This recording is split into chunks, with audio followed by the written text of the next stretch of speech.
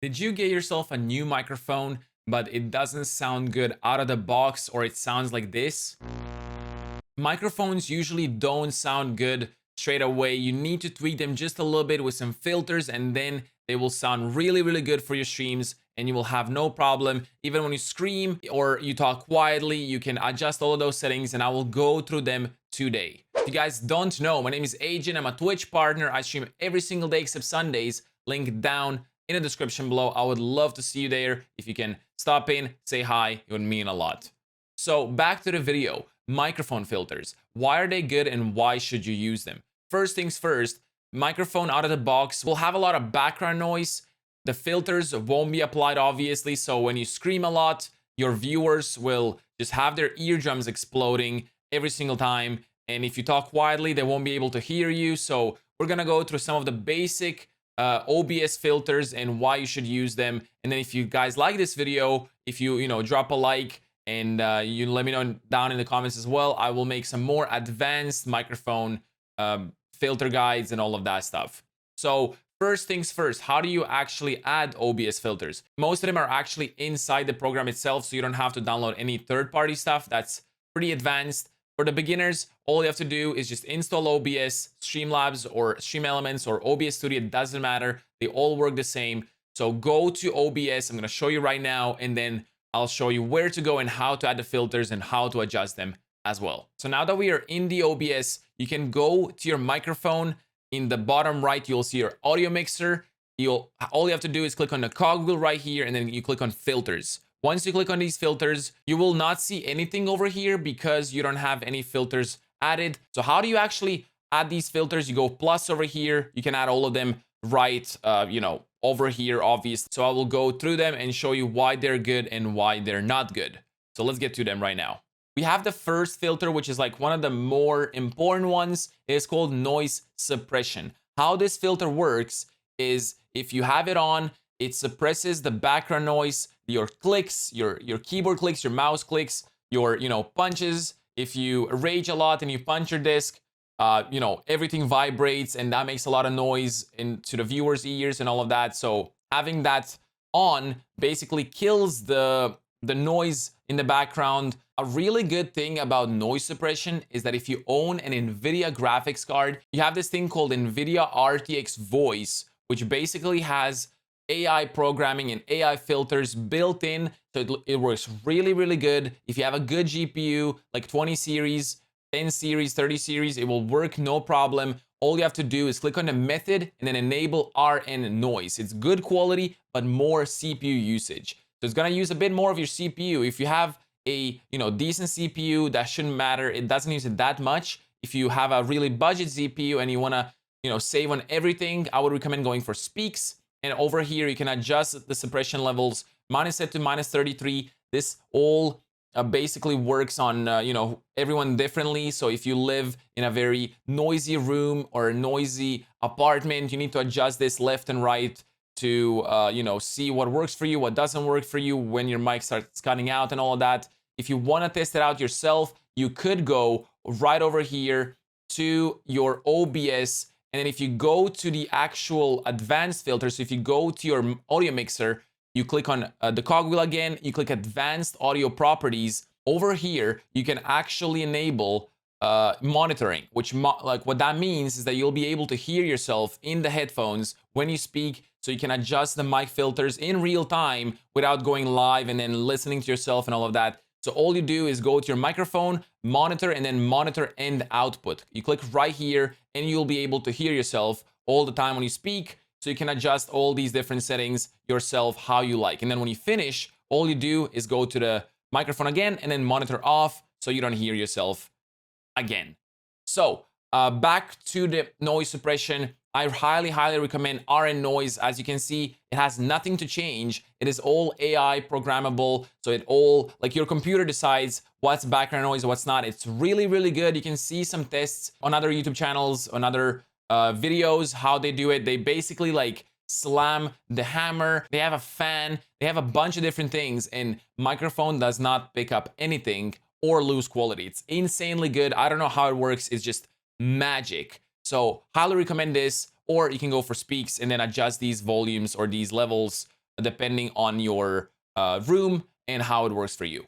Then we have another very good filter called Noise Gate. What this does is basically it closes your microphone when you don't speak, and it opens it back again when you do speak. So when something depends, in something below or above the threshold happens, it will not pick up the microphone. It will not even turn on the microphone. So if, some random noise in the background again happens, or something happens, you punch the table and it's not loud enough, it will not even pick up the microphone. That way, it saves you from the embarrassment, for example, or whatever. So my settings for this, you have close threshold, open threshold, attack time, hold time, and release time. The three things that you should change to my settings that you shouldn't even adjust too much are attack, hold, and release time. I will highly recommend you going for 3 milliseconds, 260. So how this works is attack time is the time where or when the actual threshold starts or the noise gate starts. So you want it to be as soon as possible, which is 3 milliseconds. You can go for 1, it doesn't matter. I don't really see the difference. So you can go for 3. Hold time is how long it will hold, and release time is when it releases and opens or closes the microphone again. These are the most optimal settings. I've seen everyone use these settings, so I don't see the reason why you should change them. And then the two things that you should change are open threshold and close threshold. So how these work is open threshold opens your microphone at specific decibels, and then close obviously closes them at specific decibels. So you can, again, play with these yourself. When you listen to yourself, go for the open threshold where when you start speaking, it doesn't cut out. And when you stop speaking, it doesn't have the microphone open for too long, or it doesn't cut your sentence out mid-sentence. So adjust it to what's the best for you when you do speak. Make sure to speak like you're, speaking on stream normally, loud enough, and then adjust these settings yourself. I use -29, -26. Maybe that works for you. Maybe that doesn't. I don't know. The third setting that is very, very, very good is called Compressor. So this is like the most important thing for my stream. I do scream a lot on my streams. I'm very energetic. So what Compressor does is it compresses the very, very loud parts and very quiet ones into one. So if you're very loud, it tones them down. And if you're very quiet, it also brings it back to normal. So it always matches the volume equally in the middle, no matter if you're loud or quiet. So what these settings also mean, we have ratio, threshold, attack, release, output, gain. So first things first, we should change attack and release. Always, I've seen most people use 3 and 15 milliseconds. That's like the basic things. So change these straight away. Attack, again, it starts at 3 milliseconds, so as soon as you can, and releases in 15 milliseconds. So as soon as you, stop screaming. Over here, we have output gain. We're going to do that later on. Ratio is something, how much is it going to compress to 1. So we have, you can go as low as 1:1, which doesn't really do anything. It's non-existent.